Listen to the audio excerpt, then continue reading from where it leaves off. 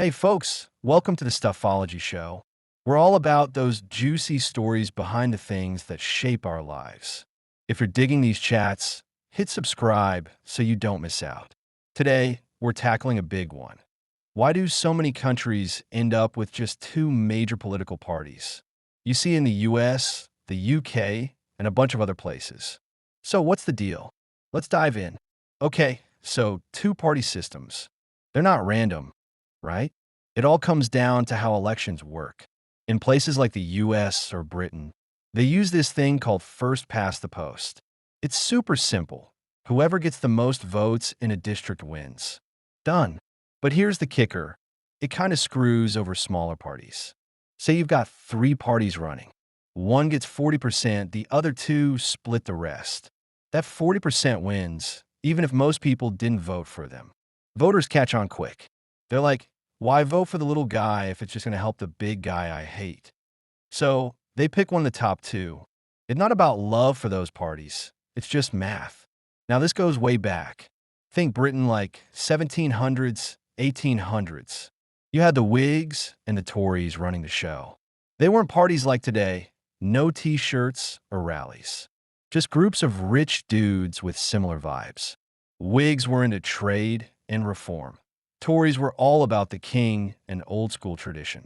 The voting system made it so smaller groups didn't stand a chance.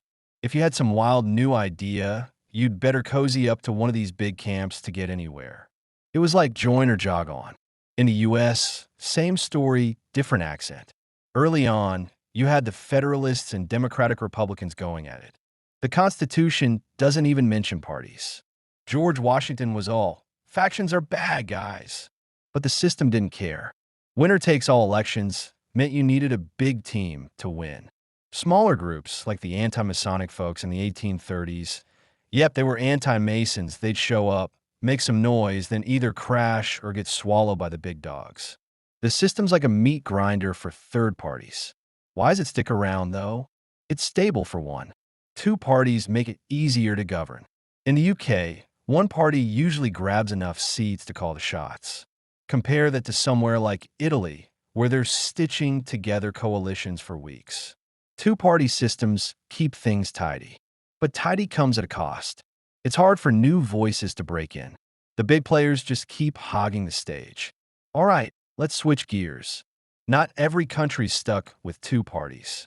Germany, New Zealand, South Africa, they've got multi-party systems that actually work. The secret? Proportional representation. Instead of winner takes all, seats get split based on vote share. Your party gets 15%, you get about 15% of the seats. It's a game changer. Voters don't feel like they're wasting their vote on smaller parties, so those parties stick around. But even in places with first past the post, like Canada, it's not always a clean two-party deal. They've got the Liberals and Conservatives, sure, but the NDP and Bloc Québécois hang in there. Still, voters play the game.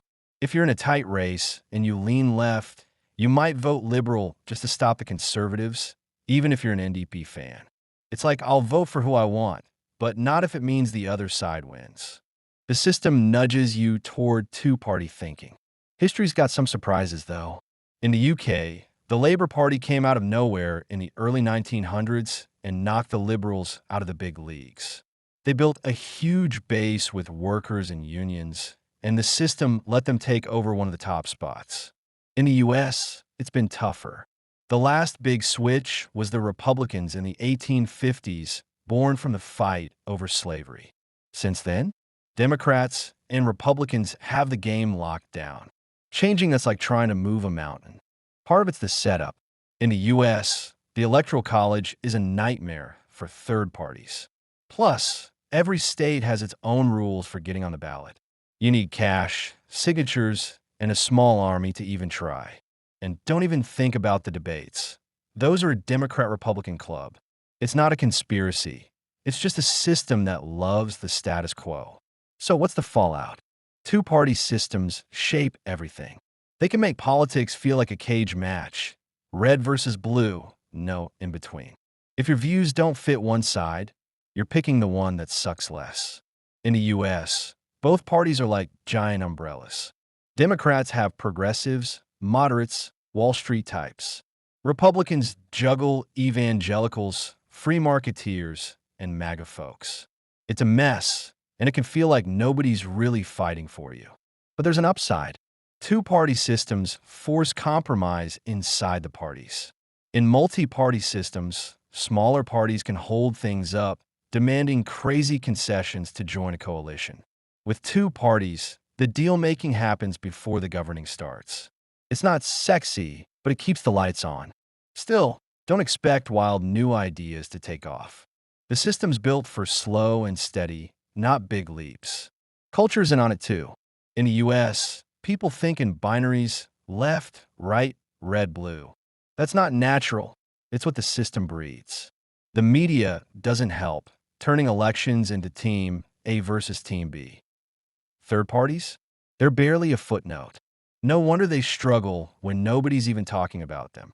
Every now and then, though, someone shakes things up.